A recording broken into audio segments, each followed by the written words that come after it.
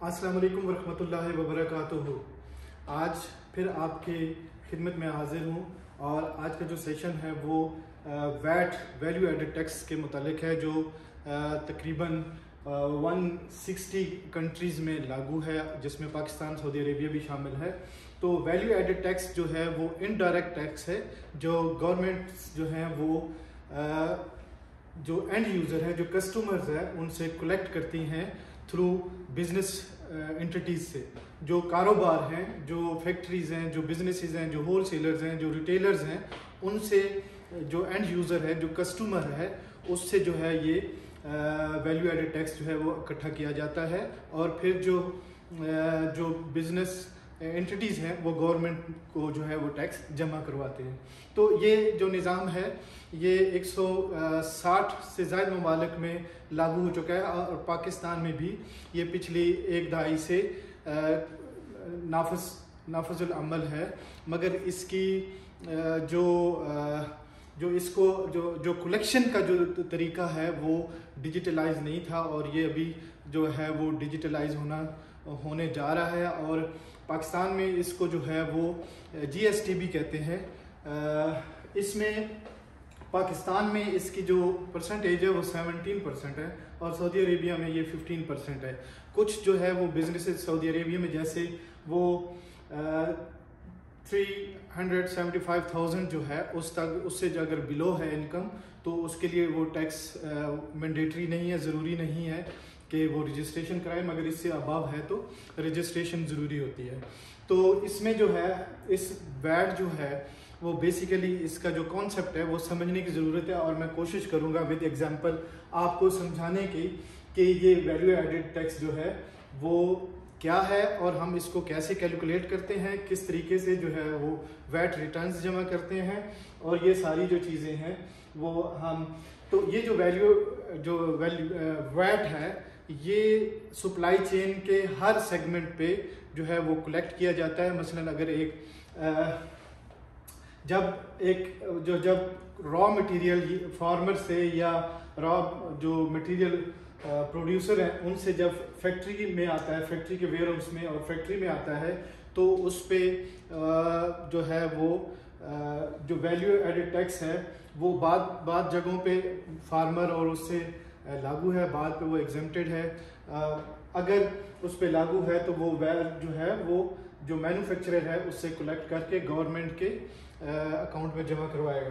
तो इसी तरीके से हर स्टेज पे फैक्ट्री में जब एक फ्रूट आया, फार्मर ने एक फ्रूट जो है कंपनी को बेचा और कंपनी ने उस फ्रूट को प्रोसेस करके वो आगे जो है वो जो डिस्ट्रीब्यूटर है और होल सेलर है उसको जो है वो दिया, और होल सेलर ने फिर आगे रिटेलर को दिया।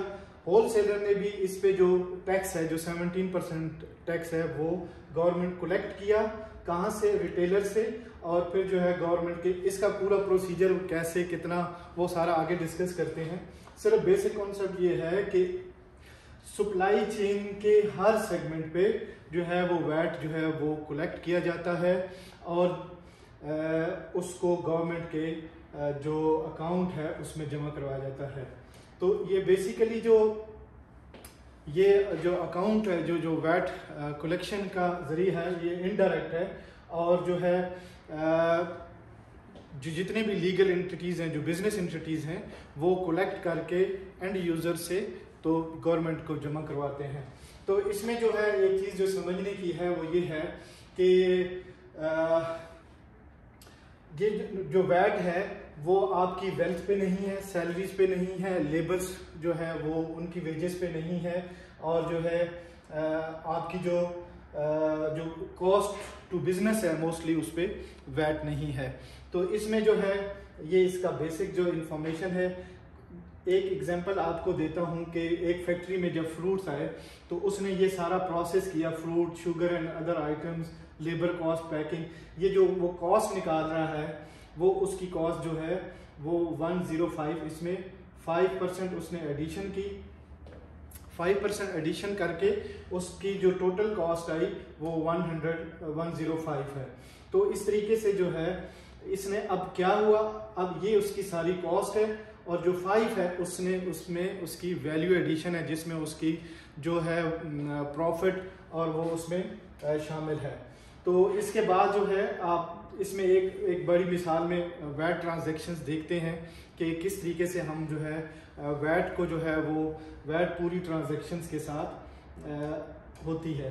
तो ये एक मैंने बनाई है, एक स्लाइड बनाई है जिसमें जो है वैल्यू एड टैक्स ट्रांजैक्शंस हैं। इसमें जो फार्मर या रॉ मटेरियल जो प्रोड्यूसर है उसको मैंने एज्यूम किया है कि वो वैट नहीं, उसके लिए वैट लागू नहीं है। वो स्मॉल जो है बिजनेसेस हैं जो प्रोवाइड करते हैं मैन्युफैक्चरर को रॉ मटेरियल, फ्रूट्स, गंदम, रॉ मटेरियल, कोयला जो भी है वो प्रोवाइड करते हैं मैन्युफैक्चरर फैक्ट्री को। और फैक्ट्री जो है वो इसमें हम प्रोडक्ट ए लेते हैं। प्रोडक्ट ए में जो प्रोडक्ट ए जो है वो 100 रुपीज़ की है, वो परचेज कर रहा है फार्मर से और वैल्यू एडिशन कर रहा है 5 रुपीज़ उसमें। और वैल्यू एडिशन में क्या है, 5 रुपीज़ उसकी जो कॉस्ट है और प्लस उसका प्रॉफिट जो है, जो हमने कॉस्ट अभी पीछे देखी कि वो उसकी लेबर कॉस्ट, उसकी यूटिलिटी बिल्स, उसके वो सारे कॉस्ट वो उसने 5 रुपीज़ ऐड किए। और सेलिंग प्राइस जो है वो निकाली। सेलिंग प्राइस किस पे है, purchase price plus value addition is equal to selling price. तो इसमें जो है ये वैल्यू एडिशन पे और सेलिंग प्राइस पे जो है 17%, 17.85 जो है वो वैट अमाउंट निकलती है। और इसका ये वैट टोटल जो सेलिंग प्राइस है, sales price plus VAT included है 122.85। ये इसमें ये इसकी सेलिंग प्राइस है प्रोडक्ट ए की, मैन्युफैक्चरर की। और फिर ये जो है सेल करेगा डिस्ट्रीब्यूटर को। डिस्ट्रीब्यूटर ने 122.85 उसने परचेज किया। उसमें फिर हर जो भी बिजनेस करता है उसमें वो अपना प्रॉफिट, उसकी कॉस्ट वो शामिल करता है। यहाँ पे जो है वो होलसेलर डिस्ट्रीब्यूटर ने वैल्यू एडिशन की 5 रुपए की और इसकी सेलिंग प्राइस हो गई इसकी 127.85। और फिर इसने वैल्यू जो वैट है इसका जो 17% है वो ऐड किया और इसकी प्राइस बन गई, टोटल सेलिंग प्राइस जो है 149.85। अब ये जो प्रोडक्ट ए है, ये प्रोडक्ट ए जो है वो रिटेलर के पास गई होलसेलर से। अब होलसेलर ने अपना जो है जो प्रॉफिट है, जो उसकी कॉस्ट है वो मिला के उसमें वैल्यू एडिशन की 5 रुपए की। और 5 रुपए जो है वो 149 प्लस 0.58 प्लस 154.58 इसका जो सेलिंग प्राइस है वो बनी। और इसमें जो है जो वैट अमाउंट है वो वैट 26.28 इसको इंक्लूड करके इसकी टोटल सेलिंग प्राइस जो है 180.86 जो है वो बनी। जो जी ये इसी तरह जो है ये प्रोडक्ट जो है वो ए जो है उसकी ये सारा वैट कैलकुलेशन हुई।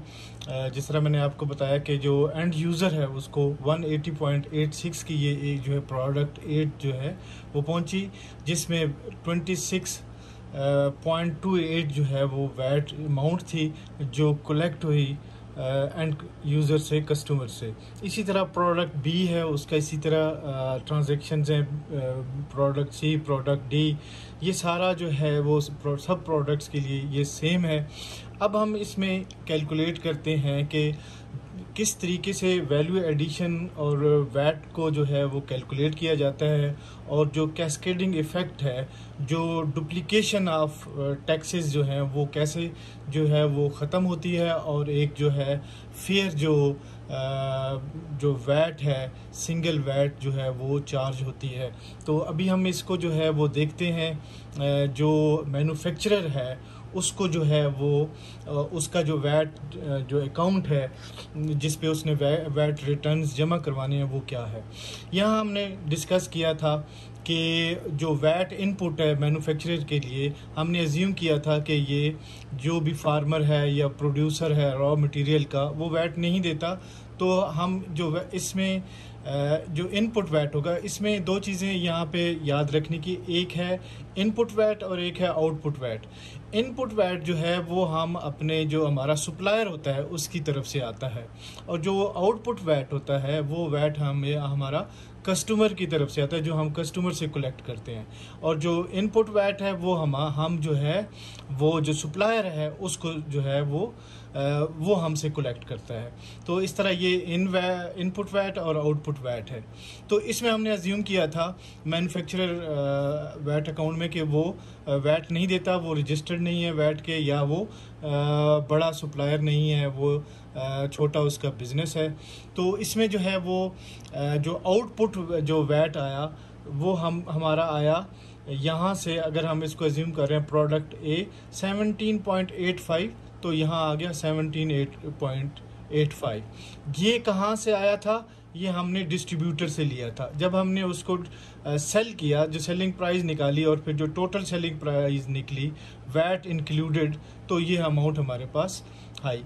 हमने जो है इनडायरेक्टली हमने डिस्ट्रीब्यूटर से ये जो 17% है जो गवर्नमेंट ऑफ पाकिस्तान का है, 17% जो है हमने डिस्ट्रीब्यूटर से यहाँ वसूल किए।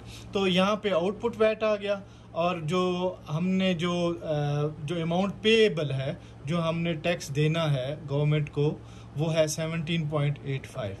तो इसी तरीके से ये सारी फिर प्रोडक्ट्स का है, इसी तरह सारी प्रोडक्ट्स का बैलेंस, क्योंकि हमने अज्यूम किया है कि जो फार्मर है या रॉ मटेरियल का जो सप्लायर है वो वैट नहीं रजिस्टर्ड नहीं है। तो ये हमारा सारा इनपुट वैट जो है ज़ीरो है। तो ये इसका आया। इसमें जो सबसे जो वैट जो है सब प्रोडक्ट्स का वो 178.50 ये जो है वो पेएबल है, जो गवर्नमेंट को एज अ वैट टैक्स जो है जमा करवाना है। अब ये देखिए ये 178.50 कहाँ से आया?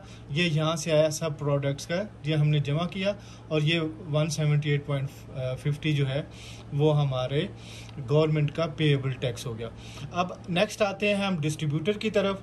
डिस्ट्रीब्यूटर में आप देखिए कि प्रोडक्ट ए जो है उसने परचेज प्राइस उसकी 122.85 है, उसने वैल्यू एडिशन की, वैल्यू एडिशन के बाद उसने selling price I, selling price जो है वो 127.85 है, और उसमें वो वैट जो है जो 17% है वो उसमें जमा किया, और 21.73 इसका 17% जो है वो वैट बनता है। और फिर जो टोटल सेलिंग प्राइस जो बन गई वो 149.58 बनी। और इसी तरह जब वो रिटेलर के पास गई तो अब हम इसका डिस्ट्रीब्यूटर का अकाउंट देते हैं वैट का, जो उसने वैट रिटर्न्स जो हैं वो देनी है। तो इसमें आप देखिए, अब इसमें इनपुट वैट आप देखिए 17.85। अब ये देखिए इनपुट वैट वो होता है कि जो हमारे जो सप्लायर हैं हम उनको हम देते हैं, और आउटपुट वैट क्या है? जो हम अपने जो कस्टमर है उससे कलेक्ट करते हैं।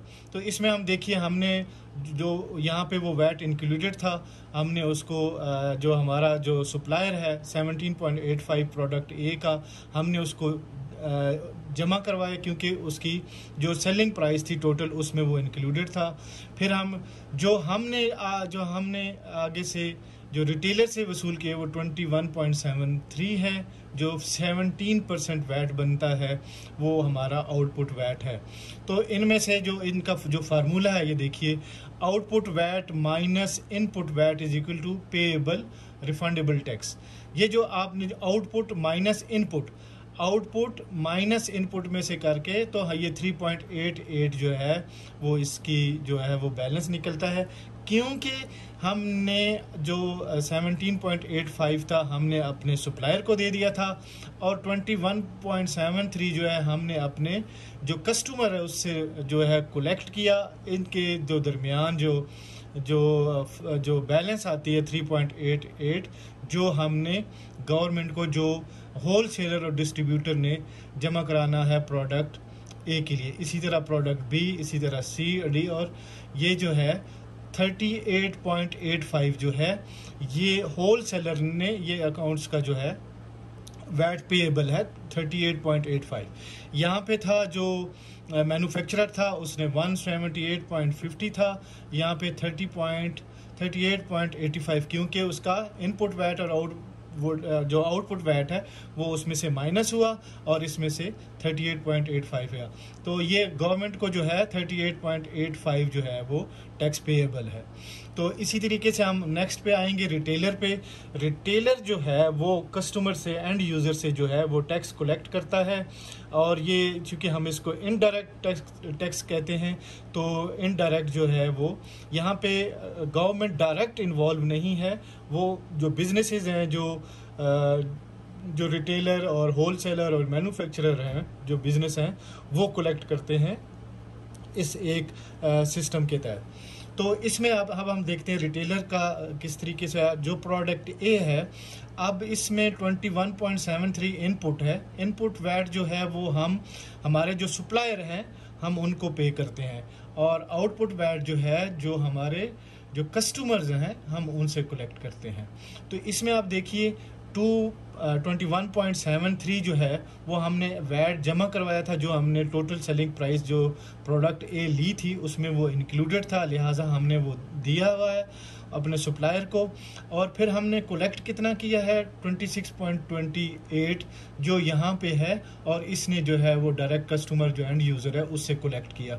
अब ये इसका जो डिफरेंस आता है वो क्या है, output VAT minus input VAT is equal to payable tax. ये जो है 4.54, ये प्रोडक्ट ए का जो है टैक्स जो है वो पेएबल है, जो हमने गवर्नमेंट को जमा करवाना है इसने रिटेलर ने। तो ये रिटेलर का अकाउंट है, ये डिस्ट्रीब्यूटर का अकाउंट है, ये मैन्युफैक्चरर का अकाउंट है। तो इसमें जो है अब 4.54 जो है उसने जमा करवाना है, उसका टैक्स पेएबल है। और इस तरीके से ये सारा जो product A B C D का मिला के 45.45 इसका टैक्स पेएबल बनता है। ये इसी तरीके से आप देख लीजिए, ये सारा जो गवर्नमेंट को टैक्स जो पे हो रहा है वो यहाँ पे है 178.50 प्लस 38.85 प्लस 45.45, तो ये टोटल कितना बन गया 262.79। ठीक है जी। अब ये जो टैक्स है ये वही टैक्स है जो हमने जो एंड यूज़र है उससे कलेक्ट किया है, उसकी सेम अमाउंट बनती है जो हमने कलेक्ट किया। और देखिए ये सेम अमाउंट जो है गवर्नमेंट के अकाउंट में जमा हुई।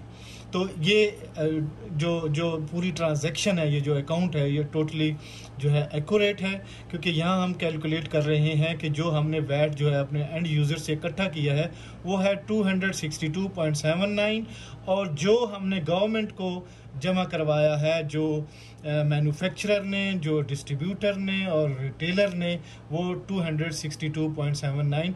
इट्स मीन कि ये हमारा जो अकाउंट है सारा वो ठीक तरीके से चला है। तो इसमें जो चीज़ें याद रखने की हैं वो ये है कि जब आपका सप्लायर या आपका कस्टमर जब वैट रजिस्टर्ड है तो आपके जो इनवाइसेस होती हैं उन पे वैट नंबर जो है, जो टिन नंबर है वो लिखा होना चाहिए। वो 15 डिजिट्स होते हैं, वो उस आपके प्रिंट होने चाहिए इनवाइसेस पे, ताकि जब आप वैट रिटर्न्स जो है वो आप जब सबमिट करवाएं, जो क्वार्टरली या जो भी जिस मुल्क का जिस तरीके से सबमिट जो है वो करवानी होती है वैट रिटर्न, तो उसके मुताबिक जो है उसमें इंदराज जो है आपका आउटपुट वैट और इनपुट वैट जो है वो एक्यूरेटली चलें, जितना आपने कलेक्ट किया हुआ है और जितना आपने पे किया हुआ है अपने सप्लायर को। तो इसमें जो है इसमें जी ये था हमारा वैट का। इसमें आप मुझे ज़रूर बताइए कि ये वैट जो ट्रांजैक्शन है और जो कैस्केडिंग इफ़ेक्ट है वो आपको इसमें समझ आया कि नहीं। जो वैट रिटर्न्स हैं वो वैसे तो ये वैट जो है बहुत लंबा जो है वो ट्रेनिंग प्रोग्राम है, इसमें बहुत सारे जो हैं वो वैट रिटर्न्स के इश्यूज आते हैं, बहुत सारे जो हैं वो इसमें चीज़ें जो हैं वो आज के एक लेक्चर में कवर नहीं हो सकती। आप अपनी क्यूरीज जो हैं वो कमेंट्स में डालिए, मुझे बताइए कि आपको ये जो लेक्चर था, ये सेशन था, ये आपको वैट के हवाले से वैट ट्रांजैक्शन और जो है वो जो वैट का जो रिटर्न भरने का जो सिलसिला है वो आपको समझ आया कि नहीं। तो आप आपसे फिर रिक्वेस्ट है कि मेरे चैनल को ज़रूर सब्सक्राइब कीजिए, बेल का बटन भी दबाइए और मेरी वीडियोस को जो है वो सोशल मीडिया में, व्हाट्सएप में, फेसबुक में, ईमो पे, जहाँ भी आप जो है वो कर सकते हैं अपने अजीज़ और रिश्तेदारों में शेयर कीजिए ताकि इसका ज़्यादा से ज़्यादा लोग जो है वो फ़ायदा उठा सकें। अपना ख्याल रखिए, अपने गिरदोनवा, अपने दोस्तों, अजीज़ों, अपने रिश्तेदारों का सबका ख्याल रखिए। कल इंशाल्लाह फिर मुलाकात होगी। अल्लाह हाफिज़।